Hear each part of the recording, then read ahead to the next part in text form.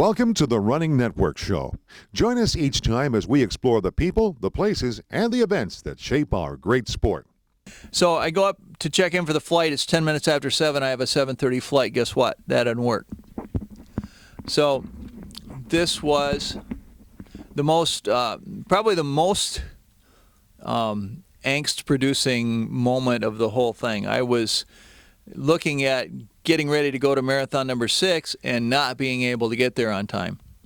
There goes the record. There goes the record. I mean, I've been working on this thing. Everything was good. Everything was working until now. So they couldn't change my flight to get me to Orlando until the middle of Sunday, which obviously wasn't going to work. So I said, okay, they're going to get me to LAX. They're going to get me there later. I said, check my bag to LAX because I'm going to figure something out. So I got through security, got ready to go to the flight, and I pulled out my computer. I got online. I found one flight on U.S. Air that went from Los Angeles to LAX or to Orlando, and it would get me there at 4:51 in the morning. Now the race started at 6:15, so that was just about the amount of time I needed. I had to drive from Orlando over to Cocoa, Florida.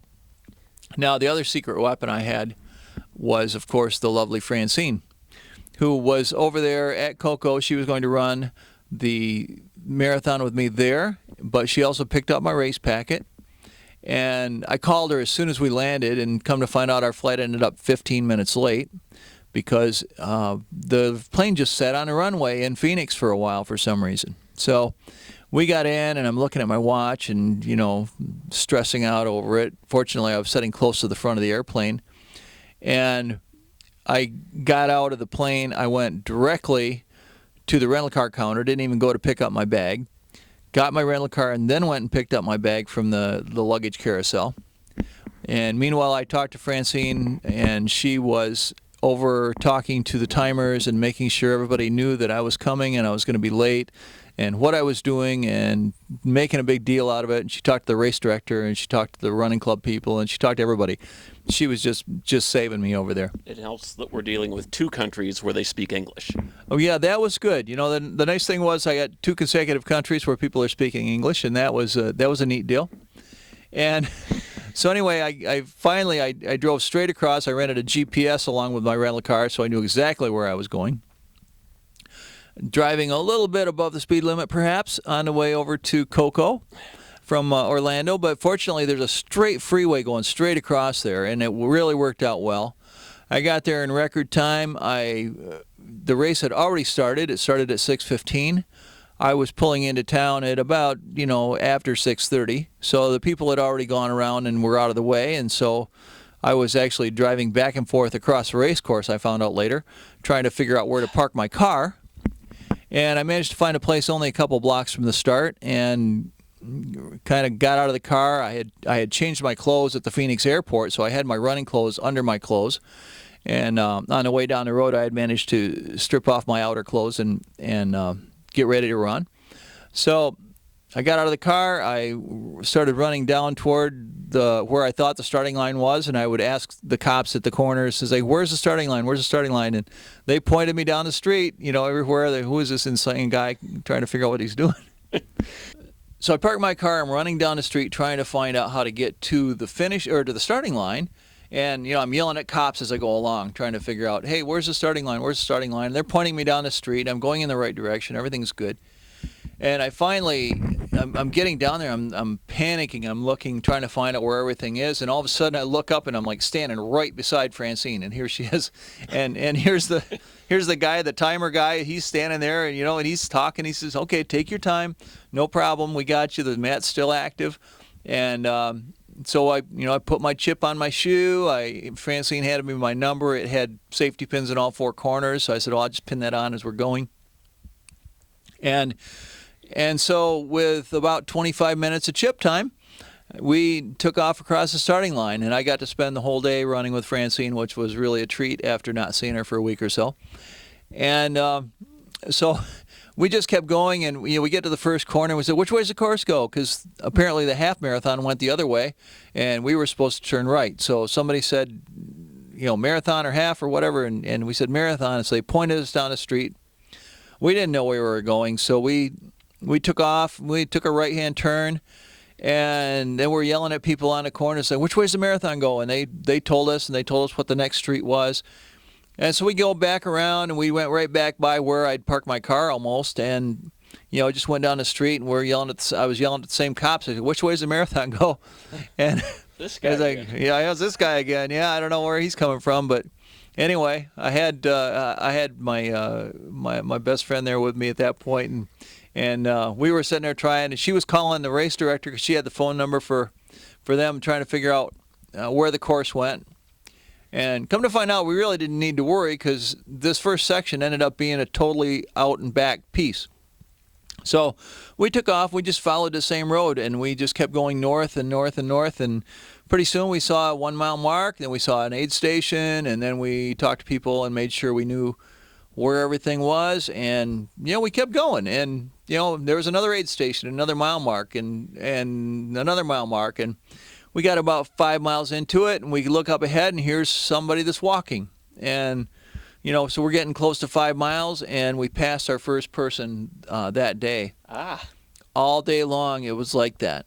The advantage of starting a half hour late is you get to pass people all day long, and nobody passed us. We continually were catching people, and the whole first half, we got out about 6.5 miles, and all of a sudden we turned around. And I was like, oh, this is just an out and back here right now. And come to find out, the half marathon had gone out the other way, and the second half was going to be out and back the way the half marathoners went.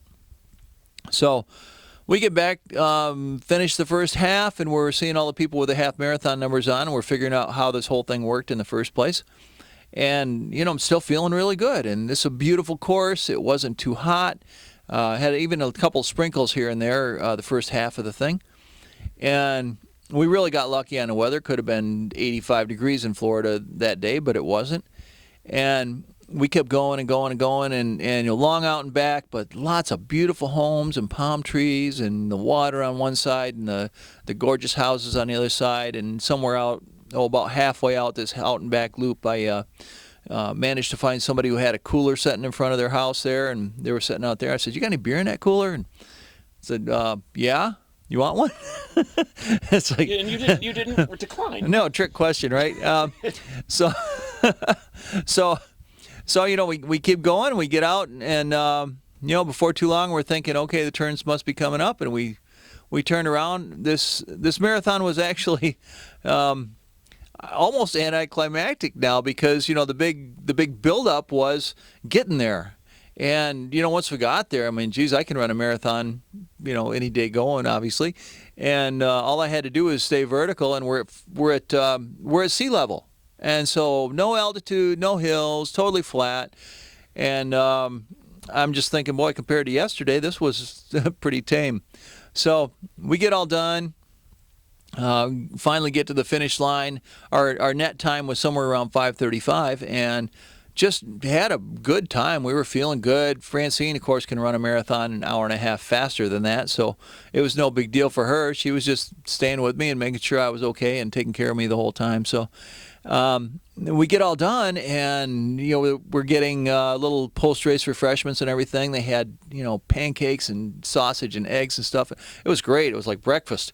And then we're going and we're standing around, and the announcer's starting to talk about this guy who's running 7 continents and all this kind of stuff. He's telling about me up there, and I went up to talk to him a little bit, and next thing you know, here comes Catherine Switzer up behind me, and one of my running heroes, of course, and Fairly well known in the marathon world. Fairly well known in the marathon world. First woman, I think, to officially complete the Boston Marathon. There you go. She's just a great gal. We met her in Greece last year, and I got some good pictures of her and Francine over in Greece, in fact. And she's just wonderful.